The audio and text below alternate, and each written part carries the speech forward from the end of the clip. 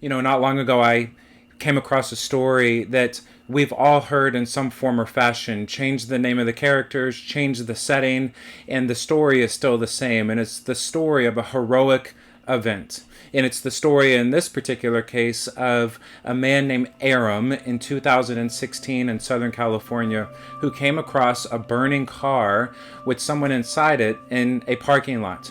And as onlookers pulled out their cell phones to record the burning car, Aram was struck with the fact that no one was going to save this man. As a matter of fact, they were doing quite the opposite. They were starting to step back and move away from the danger, and rightfully so. I mean, many of us would do the same when faced with that kind of danger in front of us. But Aram was compelled to do something, and so he ran, and with a very quick, swift move, he pulled the man out of the burning car just in time. And shortly after, a reporter asked him, Aram, why did you do this? And his response was very short and to the point and matter of fact. He said, because I realized no one else was. And if not me, then who? We've all heard Aram's story in some form or fashion. The story of someone who does something heroic. They move towards while many others are moving away. And frankly, at some point, we're all faced with that same question. Are we going to move towards, or are we going to move away? One of the things that I love most about the foster care community is that it's a community of people who have chosen to move towards, while so many others see and look on and choose to move away. We live in a world that has a very clear narrative and expectation for all of us. And it goes something like this, that the goal of your life is to be good, to make good grades, to go to a good school, to get a good degree so that you can get a good job and marry a good guy or girl and have a good salary and live in a good home and drive some good cars and live in a good neighborhood and take some good vacations and have a good retirement and hopefully die a good, easy, painless death, right? And that's kind of the goal of life. And you need to make decisions that set you up for that most successfully. And insinuated within all of that is this idea that when you come across anything that might be hard or difficult or uncomfortable, you need to move away from it. And you need to step away from it. And you need to build a life where you can isolate and insulate yourself from anything that might be hard or broken or uncomfortable or difficult. And like Aram, we're all faced with these opportunities to break that script, to go against the mold. It reminds me of a movie that came out, some 20 years ago called The Truman Show. And the spoiler alert at the end, I'll just give it away, is that he discovers some point through the movie that the world he was living in was fake. It was all scripted. And so he did everything that he could from the moment he discovered that to try to break the script, to go against the mold, to not live according to the way that everyone else was expecting him to live, and to become a script breaker. That's another reason I love this space of people who have moved towards the hard and the broken and the beautiful of foster care, is that you are script breakers in many ways. While the world is saying avoid everything that's hard and difficult and potentially painful and uncomfortable, you've chosen to live a different way. And there's something incredibly beautiful about that. In fact, there's something incredibly gospel-centered about that. The whole arc of Scripture, I find, is the story of a good, loving, gracious God going to extravagant lengths in order to move towards hard and broken places. If you trace all the way back to the beginning of Scripture, we see man with God in the Garden of Eden, and there's perfect unity and perfect harmony, and then sin fractures that, and there's now separation. But from that moment on, God is on this redemptive pursuit of broken people in hard places. And so just a few examples of how God moves closer to his people. When the Israelites are wandering in the wilderness, there is God hovering over them like a cloud by day and a pillar of fire by night. It's kind of this idea that there's God out there, right? And then he instructs his people to build a temple in which there will be a tabernacle, and that's where his presence and his glory will now dwell. And with restricted access, only certain people, the priests at certain times of the year, having gone through certain rituals, can access it. But now God's gone from kind of out there to now he's in there. He's in that room over there. That's where we access him. And then you start to get into the prophets in the Old Testament, and they start to say things like, hey, there's coming a day when God will be among us. A child will be born, and his name will be Emmanuel, which literally means God is with us. And so now there's murmurings in the Old Testament about this day that's coming when God won't just be out there or in there. He's actually going to be right here next to us. We can touch him and see him and interact with him.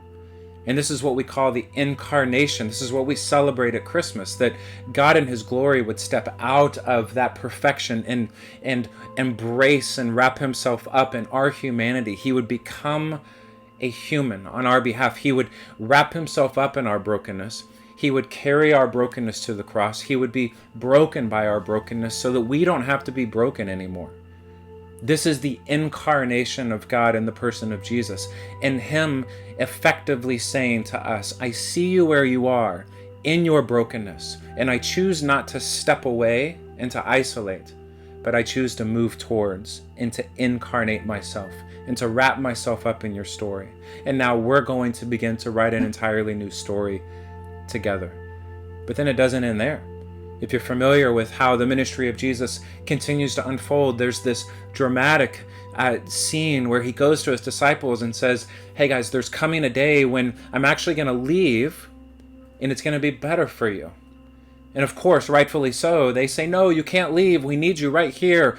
We need you walking next to us in order to do this life and ministry thing. We can't survive here without you. We need you right here with us, Emmanuel. And he says, no, you don't understand. It's going to be better for you if I leave, because when I leave, I'm going to send my Spirit who's going to live inside of you. And you can't get any closer to someone than literally inside of them. This is another step in the redemptive pursuit of God. God is always and at every time in all circumstances moving closer and closer towards his people. He was once out there, and then he was in there, and then he was right here. But now he's in us. And you just can't get any closer to that.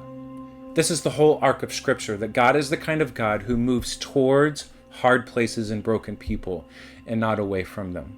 This is who we celebrate in the person of Jesus. And this is who we demonstrate into the lives of those around us. What compels us to step into the lives of vulnerable children and families?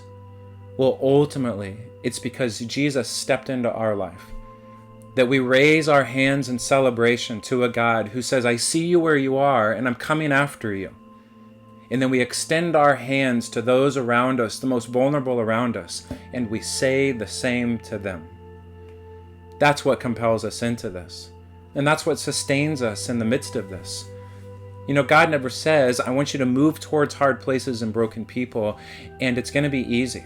No. As a matter of fact, he says it's just going to be hard. It's going to be difficult. But in the end, it's going to be worth it. That the gospel gives meaning to the hard and meaning to the difficult. It promises us that hard things won't be final things, that broken things won't be final things. But we get to participate with Jesus in the renewal of all things, and so there is great hope in the end. And so this leads us to one of our favorite verses in this particular space, James 1:27. And so just for a couple minutes, let's unpack that a little bit and really grab on to the essence of what I believe James is communicating to us in light of the gospel. And we're all familiar with some kind of translation of this, but it goes like this, James 1:27, that pure and undefiled religion before God the Father is this, is to visit orphans and widows in their distress, and to keep oneself unstained by the world. What does that mean? Pure and undefiled. The language there, the root language there, is the same language that we get our word cathartic from, or catheter. It's this idea of cleansing. A catheter cleanses our bodies from impurities. A cathartic experience is spiritually and emotionally and physically cleansing. So So James is now describing something for us. He's not commanding something to us. He's describing something that's very clean and pure. He says, religion that is pure and clean. Now, that word religion is not our word religion. We typically think of religion as rituals and cathedrals and steeples and rules. And this word that James uses is actually more along the lines of an outward expression of something that's inwardly true. And so James is describing something beautiful for us. He's saying one of the cleanest outward expressions of who God is and what you believe about him and what's true in the gospel inside of you, one of the cleanest, purest outward expressions of that is to visit or to move towards, to engage with, to get involved with. Okay, not to isolate and insulate, but to move towards and get involved with orphans and widows. Now let's remember, James is being descriptive here. He's describing something for us. And there's a difference in Scripture between descriptive and prescriptive, right? A prescription is this, this, and this. You do it this, this, and this way, and then you get this. Description is something much bigger, and it's something much more nuanced. And it envelops more of a comprehensive idea. And so I think James is being descriptive here. And so I think he's taking orphans and widows, and he's not saying to us, hey, ignore the homeless, ignore the incarcerated, ignore the impoverished, ignore the struggling neighbor across the street. I only want you to be prescriptively focused on orphans and widows. And if they don't fall into that category, then you don't care for them. No, I don't think James would say that. I think instead, James is taking two categories of people in his context in that day, the husbandless and the fatherless, some of the most pushed aside, cast aside people in his culture, those deemed to be the most worthless. And James says, one of the purest and cleanest outward expressions of who God is that you and I would move towards them, that we would move towards the most vulnerable and pushed aside and outcast in our culture, in our society around us.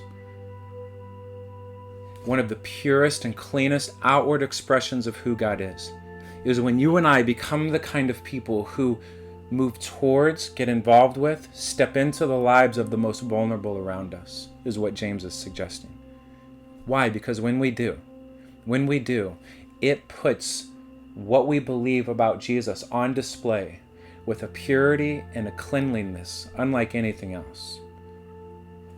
In very pure and undefiled terms, it communicates something beautiful about what Jesus has done for us. And so why do we do this? Why do we do what Aram did? We look around and say somebody needs to step in. Why not us? Why are we compelled to run towards the burning car and not away from it when everything inside of us and everything that we've been told is avoid it, isolate from it, and insulate from it? Well, because the questions for us begin to change in light of the gospel. The gospel has the capacity to change the questions we ask ourselves. It's no longer, why would we do that? But it's now, in light of what Jesus has done for me, why would I not? Why would I not? God is the kind of God who moves towards hard places and broken people. And we, in light of that, are the kind of people who move towards hard places and broken people. Holding fast to the hope that in the end, hard things will not be final things.